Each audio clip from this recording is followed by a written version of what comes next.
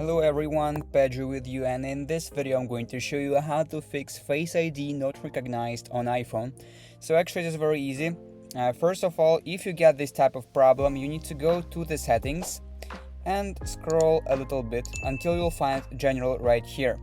Now go and click on software update and make sure that your iOS is updated, because basically most of the times it is just a bug that is fixed in the newest versions of iOS, so update your iOS.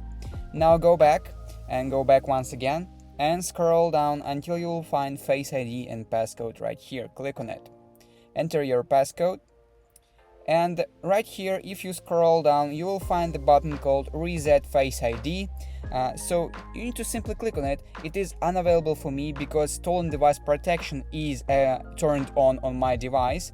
So if you have the same problem that Reset Face ID is not working, you need to simply go on to the stolen device protection and turn it off and wait for 1 hour if it's necessary, and then reset your Face ID here.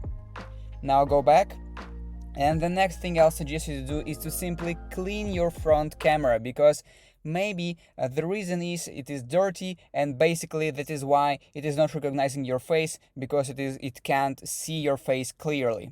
And the last thing I'll suggest you to do is you need to go to the general and scroll down to the end until you will find transfer or reset iPhone. Click on it.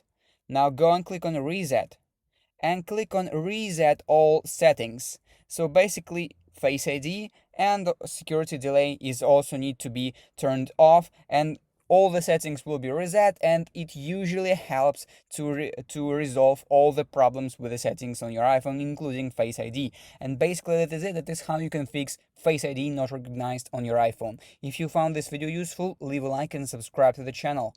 Thank you.